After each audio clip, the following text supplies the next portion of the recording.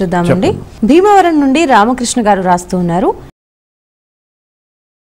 శివుడిని నంది కొమ్ముల మధ్య నుండే ఎందుకు దర్శిస్తారు? శివుని పరివారంలో చాలా ముఖ్యమైనటువంటి వాడు నందీశ్వరుడు. శిలాదుడు అని చెప్పి ఆయన శివుణ్ణి గురించి గొప్ప తపస్సు చేసి కన్నటువంటి వాడు ఆయనకి లభించాడు ఈ నందీశ్వరుడు. ఈ నందీశ్వరుడు గొప్ప తపస్సు చేసి నిరంతరము ఆ శివ సన్నిధానంలో ఉండి ఆ శివునితో పాటు భక్తుల సేవలు అందుకునేటటువంటి భాగ్యాన్ని పొందాడు. అటువంటి నందీశ్వరుడు శివుని యొక్క ఎదటనే ఉండి ఎంత సాన్నిహిత్యం శివునితో పొందాడు అంటే ఆ శివునికి నందికి మధ్యలో ఎవరు వెళ్ళను కూడా వెళ్ళకూడదు.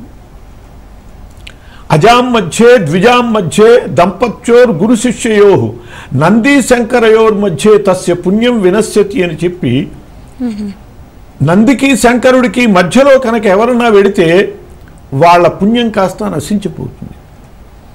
కాబట్టి అలా నందీశ్వరుడు శివునికి అంత అభిముఖంగా ముఖ్యమైనటువంటి కీలకమైనటువంటి స్థానంగా ఆయనకి వాహనంగా ఏర్పడ్డాడు. బ్రహ్మదేవుడే బహూకరించాడు అంటే వృషభాన్ని. పరమశివుడు తపస్సు చేసుకుంటూ ఉంటే ఆ పక్కన దూడ ఆవు పాలు తాగుతూ ఆ రొమ్ము గుద్దింది. ఆ గుద్దేటప్పటికల్లా దాని నురగ వచ్చి పరమశివుడి మీద పడింది. చాలా తీవ్రంగా చూశాడు పరమశివుడు. చూసేటప్పటికల్లా ఆవు దూడ రెండు మాడిపోయాయి, నల్లగా అయిపోయాయి. అప్పుడు బ్రహ్మదేవుడు పరిగెత్తుకుంటూ వచ్చి, పరమశివ, ఆ గో సంబంధమైనటువంటి ఆ దుగ్ధము అది ఉచ్ఛిష్ట దోషాన్ని పొందదు, కాబట్టి మీరు దాన్ని అనుగ్రహించవలసినది అంటూ తను ఒక వృషభాన్ని శివునికి బహూకరించాడు.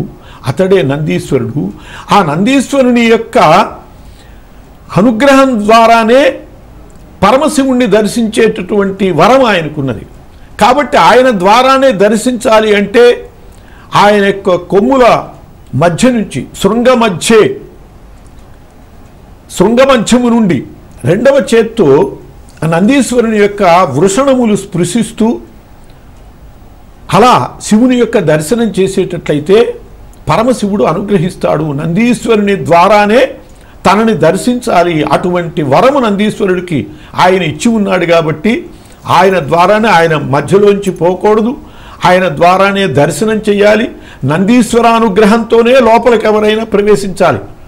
రావణాసురుడు శివుని దగ్గరికి వెళ్ళటానికి ప్రయత్నం చేశాడు. నందీశ్వరుడు అడ్డుపడ్డాడు. నందీశ్వరుని ద్వారానే ఎవరైనా పరమశివుణ్ణి పొందాలి. దర్శనం కానీ ఏ రకంగానైనా ఆ శివ దర్శనం కోసమని నందీశ్వరుడు అనుమతి లేకపోతే వెళ్ళలేడు. రావణాసురుడికి అడ్డుపడ్డాడు నందీశ్వరుడు. దాంతో రావణాసురుడికి కోపం వచ్చి కోతిముఖం వాడా అన్నాడు.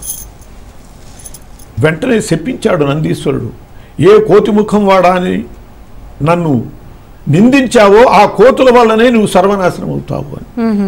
అలా వానరసేన వల్ల నాశనం కావటానికి కారణము నందీశ్వరుని యొక్క శాపం. అందువల్లనే లంకలో హనుమంతుడిని చూడంగానే రావణాసురుడు అనుకుంటాడు, అహో ఇతడు నందీశ్వరుడా నన్ను శపించినటువంటి వాడా అని. కాబట్టి నందీశ్వరుని అనుమతి లేకపోతే పరమశివుని దర్శనం చేసే అర్హత లేదు.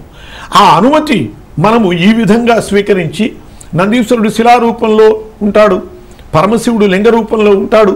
కాబట్టి ఈయన యొక్క పర్మిషన్ అంటే ఎట్లా తీసుకుంటామంటే ఆయన యొక్క శృంగముల మధ్య నుంచి దర్శించడం ద్వారా ఆయన యొక్క అనుమతితో శివుని దర్శించినటువంటి భాగ్యాన్ని మనం పొందుతాం.